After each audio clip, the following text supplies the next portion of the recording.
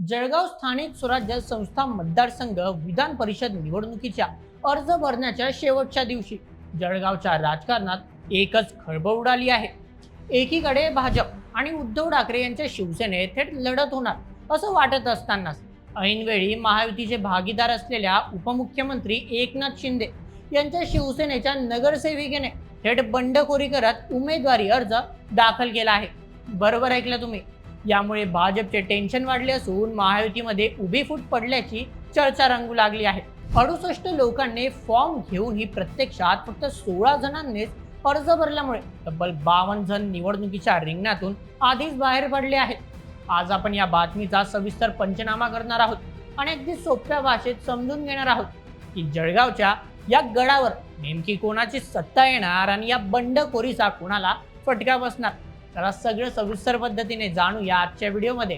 या बातमीच्या गाभ्याकडे जाण्याआधी ही निवडणूक नेमकी कशी असते हे समजून घेणे गरजेचे आहे। ही निवडणूक सामान्य जनता थेट मतदान करून ठरवत नाही, तर जळगाव जिल्ह्यातील महानगरपालिका, नगरपालिका, जिल्हा परिषद आणि पंचायत समितीचे निवडून आलेले लोकप्रतिनिधी अर्थात नगरसेवक आणि जिल्हा परिषद सदस्य यात मतदान करतात। म्हणून याला स्थानिक स्वराज्य संस्था मतदारसंघ म्हणतात। येथे ज्या पक्षाकडे जास्त नगरसेवक त्याचा विजय सोपा असतो। या निवडणुकीसाठी फॉर्म घेणाऱ्यांची संख्या खूप मोठी होती, परंतु प्रत्यक्ष मैदानात उतरण्याची धाडस मोजकेच लोकांनी दाखवली। एकूण 68 व्यक्तींनी निवडणूक लढवण्यासाठी तब्बल 99 अर्ज खरेदी केले होते। मात्र सोमवारच्या शेवटच्या दिवसापर्यंत केवळ 16 उमेदवारांनीच आपले प्रत्यक्ष अर्ज दाखल केले। याचा अर्थ असा की मतदानाच्या आधीच 52 जणांनी रिंगणातून माघार घेतली आहे। आता या 16 पैकी किती जण आपले अर्ज मागे घेतात याकडे संपूर्ण जिल्ह्याचे आणि राजकीय पक्षाचे लक्ष लागले आहे। सोमवारी जळगावात दोन्ही प्रमुख आघाड्यांनी प्रचंड शक्ती प्रदर्शन करत आपले अर्ज दाखल केले। चला थोडंसं विस्तार सांगतो। सर्वप्रथम भाजपचे नंदकिशोर महाजन, महायुतीचे अधिकृत उमेदवार।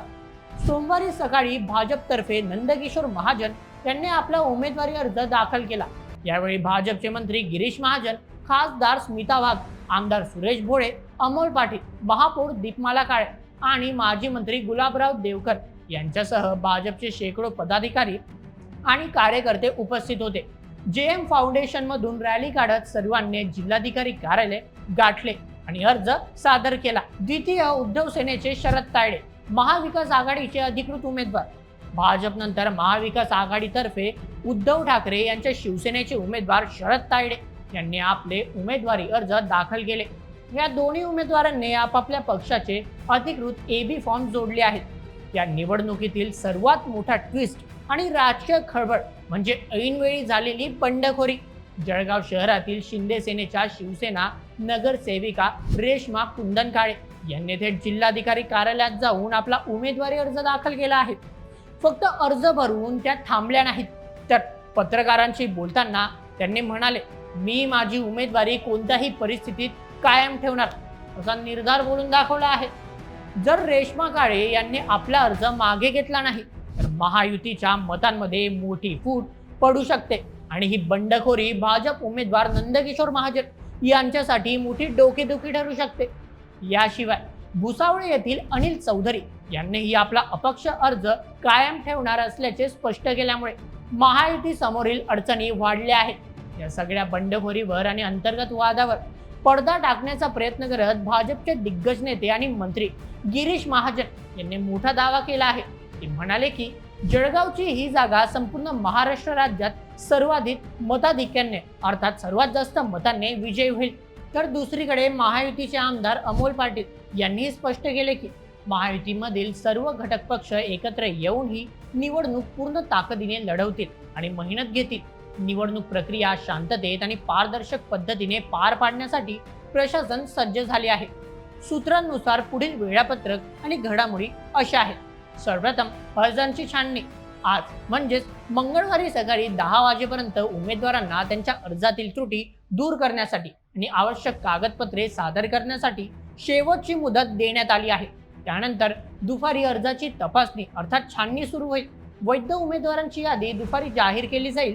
द्वितीय अर्ज माघारी घेण्याची मुदत उमेदवारांना आपले नाव मागे घेण्यासाठी 4 जून पर्यंतची मुदत देण्यात आली आहे। त्यामुळे 4 जूनच्या संध्याकाळीच खऱ्या अर्थाने लढतीचे अंतिम चित्र स्पष्ट होईल. तृतीय, निवडणूक निरीक्षक दाखल. या संपूर्ण प्रक्रियेवर लक्ष ठेवण्यासाठी निवडणूक आयुक्त ओम प्रकाश बोकोरिया यांची निरीक्षक म्हणून नियुक्ती करण्यात आली असून ते सोमवारी संध्याकाळी जळगावात दाखल झाले आहेत. मित्रांनो, जळगाव विधान परिषद निवडणुकीची ही लढत आता केवळ भाजप विरुद्ध उद्धव सेना राहिलेली नाही, तर ही आता महायुती अंतर्गत पक्षांतर्गत वाद आणि बंडखोरी विरुद्ध महाविकास आघाडी अशी बनली आहे.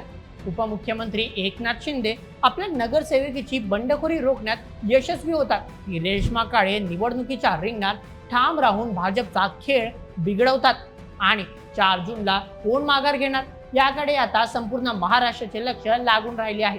या संपूर्ण प्रकरणावर तुमचे काय मत?